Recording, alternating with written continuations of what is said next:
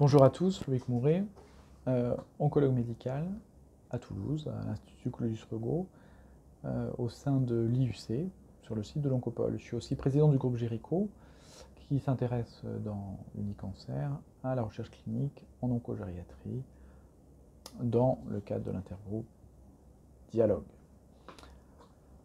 Alors, je suis chargé de rapporter un certain nombre d'éléments de ce congrès un peu particulier de l'ASCO cette année sur les cancers des sujets âgés et en particulier les cancers onco-urologiques. Alors, j'ai sélectionné 4 abstracts qui me paraissent très intéressants. Le premier est celui d'Osterman sur le cancer de la vessie. Il y a l'abstract d'Arrojo sur le cancer du sein et les abstracts de Singh et de Sternberg sur le cancer de la prostate.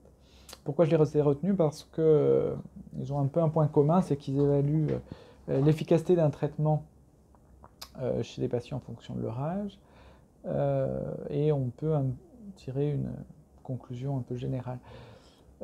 Osterman s'est intéressé à des patients qui devaient avoir une cystectomie pour un cancer de la vessie et regarder en fonction de l'âge le devenir fonctionnel de ces patients, avec une évaluation gériatrique qui pouvait se faire avant la chirurgie, c'est-à-dire après la chimiothérapie adjuvante si elle avait lieu, et on regardait l'évolution du statut fonctionnel à un an, 3 ans, un mois, 3 mois et 12 mois après la cystectomie. Bien, ce dont on s'aperçoit, c'est que les sujets âgés ont une diminution des capacités fonctionnelles au premier mois, mais qu'ils retrouvent vite au 3e mois la situation antérieure à la chirurgie. Donc, cette étude plaide pour la faisabilité chez les sujets âgés de la cystectomie, avec probablement une évaluation gériatrique nécessaire pour évaluer leurs réserves et un suivi au-delà de la cystectomie pour s'assurer qu'ils retrouvent leur statut fonctionnel initial.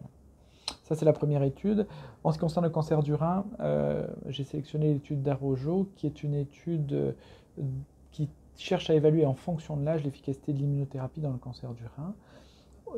D'après les données de la vaste base de données internationale qui est l'IMDC, cette étude, en synthèse, montre que l'efficacité n'est pas impactée par l'âge de ces patients et que, même si on a des différences de taux de réponse, qui sont probablement dues au fait qu'il y a moins d'utilisation de l'immunothérapie en première ligne dans cette base de données chez les sujets âgés.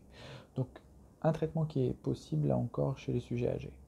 Pour ce qui concerne le cancer de la prostate, on a l'étude de Singh qui a poolé les 3 études randomisées qui ont montré l'intérêt des inhibiteurs des récepteurs aux androgènes dans les formes de cancer de la prostate non métastatiques mais résistants à la castration, avec un cut-off d'âge à 80 ans. Il montre très bien que l'efficacité est la même, avec un profil de tolérance qui est différent entre les patients âgés et les patients plus jeunes. Et là, je pense que c'est important encore une fois, d'évaluer les patients avant le traitement pour justement voir quelles sont leurs comorbidités et les fragilités potentielles qui sont les leurs. Puisque le traitement est efficace, il faut bien prendre soin d'évaluer les risques que ces traitements peuvent entraîner chez eux et les accompagner dans ces traitements. La dernière étude, c'est l'étude de Sternberg, qui est une étude qui a testé l'efficacité du cabazitaxel, vous le savez, par rapport à une hormonothérapie de nouvelle génération, en 3e ligne de résistance à la castration. Eh bien, cette étude avait une analyse prévue dès l'origine d'efficacité en fonction de l'âge avec un cut-off à 70 ans qui montre que l'efficacité reste tout à fait présente chez les patients les plus âgés. Il y a un profil de tolérance légèrement différent là encore, mais la chimiothérapie par cabazitaxel garde tout son effet chez les patients les plus âgés.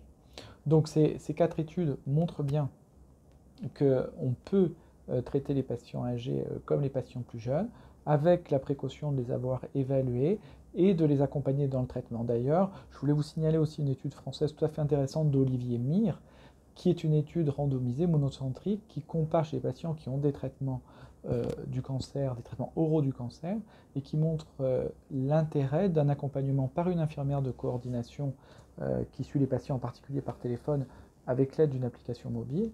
Et bien cet accompagnement chez des patients qui ont des traitements anticancéreux oraux montre un avantage en dose intensité relative qui était l'objectif principal, mais aussi sur des choses très importantes pour les sujets âgés, comme la diminution des nombres de toxicité de plus de grade 3, le nombre d'hospitalisations non programmées et la durée de ces hospitalisations par exemple. Et donc si ce n'est pas une étude tout à fait oncogériatrique ou uniquement oncogériatrique, elle est très importante pour la communauté parce qu'elle montre que l'accompagnement, l'intervention, le suivi des patients, en particulier quand ils ont des traitements oraux, est très important, et c'est ce qu'on cherche à démontrer dans l'étude PREPAR, l'étude de l'intergroupe dialogue pilotée par Pierre Soubeyran, pour essayer d'améliorer le devenir des patients. Donc un sujet très oncogériatrique, même si ce n'était pas une étude purement oncogériatrique. La dernière étude dont je voulais vous parler, c'est l'étude de Frelot, l'abstract de Frelot, qui est une tentative de validation externe de 2 scores de prédiction de la toxicité des chimiothérapies, 2 scores américains, le score SCARG et le score CRASH, qu'on a essayé de valider dans la cohorte prospective LCAPA, qui est une cohorte française de patients âgés de plus de 70 ans devant recevoir un traitement anticancéreux. Et bien, lorsque ce traitement est de la chimiothérapie, ces scores échouent dans cette cohorte-là à prédire les toxicités graves de la chimiothérapie. Et ça pose la question de ces populations très hétérogènes. Et peut-être, et ça c'est un des rôles que Jericho a, peut-être qu'on doit évaluer ces risques de toxicité dans des populations beaucoup plus ciblées, par type de tumeur, par type de traitement par exemple, et pas dans des cohortes trop larges ou trop hétérogènes. Ça peut être un message pour la communauté oncogériatrique qui s'intéresse à la recherche clinique. Voilà, je vous remercie, je vous souhaite une bonne fin de journée.